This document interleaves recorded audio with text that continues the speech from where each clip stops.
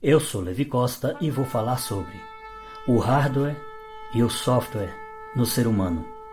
A definição técnica para hardware e para software, segundo a Wikipedia, é hardware, termo técnico que foi traduzido para a língua portuguesa como equipamento e pode ser definido como um termo geral da língua inglesa, que se refere à parte física de computadores e outros sistemas microeletrônicos. Software, termo técnico que foi traduzido para a língua portuguesa como suporte lógico e trata-se de uma sequência de instruções a serem seguidas e ou executadas na manipulação, redirecionamento ou modificação de um dado ou acontecimento. Assim, um computador consiste de 3 principais acessórios, a saber, um HD, no caso disco rígido, com uma alta capacidade de armazenamento, a memória RAM, com muitos gigabytes, e um processador com grande velocidade de processamento de dados.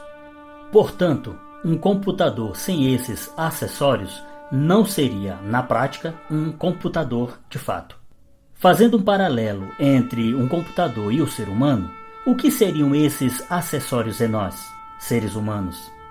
Eu entendo que o nosso cérebro é o hardware, a parte física, que corresponde com as funções do HD, da memória RAM e do processador de um computador.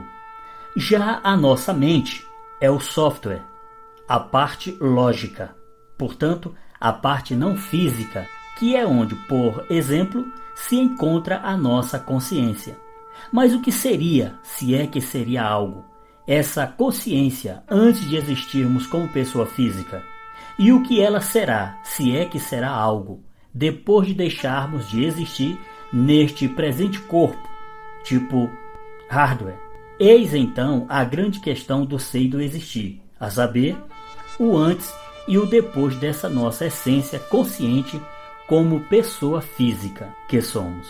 Nesse paralelo entre o computador e um ser humano, concernente ao ser humano, podemos analisar o seguinte: em uma ejaculação, contém cerca de 500 a 600 milhões de espermatozoides, que são lançados em direção ao óvulo no momento da ejaculação. Mas, normalmente, apenas um desses espermatozoides penetra o óvulo e o fecunda, dando origem assim a uma nova vida. Portanto, um óvulo é apenas uma célula feminina, mas depois de fecundado pelo espermatozoide, é um ovo. Depois, vesícula germinal. Em seguida, zigoto, passando então a embrião. E por fim, um feto, um ser humano completo. Assim, cada indivíduo tem o seu início muito preciso, que é o momento de sua concepção. No encontro do espermatozoide com o óvulo, no ato da concepção, que forma o zigoto, este ovo fecundado tem a vida completa de um homem, cientificamente falando. As únicas coisas que lhe faltam são o tempo e a nutrição.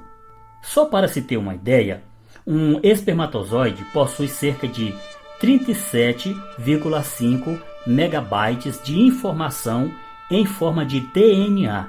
Portanto, a ejaculação representa uma transferência de dados de cerca de 529 gigabytes por segundo.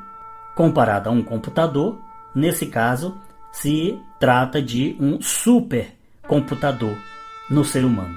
Portanto, desde o momento em que os 23 cromossomos do pai se juntam com os 23 cromossomos da mãe, está coletada toda a informação genética necessária e suficiente para exprimir todas as características inatas do novo indivíduo.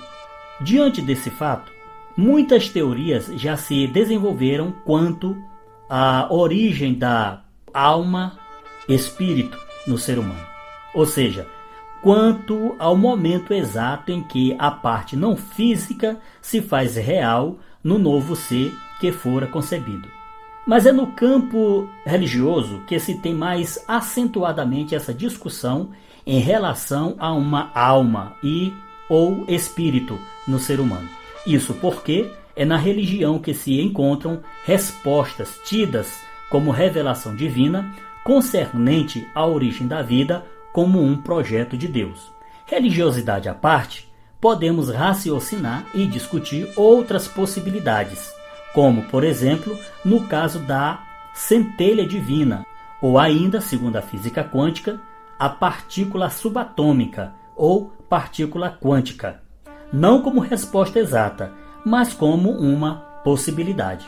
Voltando à questão do computador no paralelo com o ser humano, alguns definem o software como sendo a alma, o espírito. Outros o veem como sendo a centelha divina. Ainda outros o denominam, segundo a física quântica, de partícula subatômica ou partícula quântica. Em qualquer desses casos, é consenso, especialmente do ponto de vista quântico, tratar-se de uma essência eterna, que nunca deixará de ser e, portanto, nunca deixará de existir. No caso da centelha divina ou da partícula subatômica, a questão é se ela se faz presente no ser, por exemplo, no exato momento da concepção. Particularmente, eu adoto o ponto de vista quântico em relação à nossa mente, a saber, que a mente é uma partícula subatômica que é constituída de pura energia, e esta partícula subatômica nunca deixará de ser em sua essência, ela realmente nunca deixará de existir.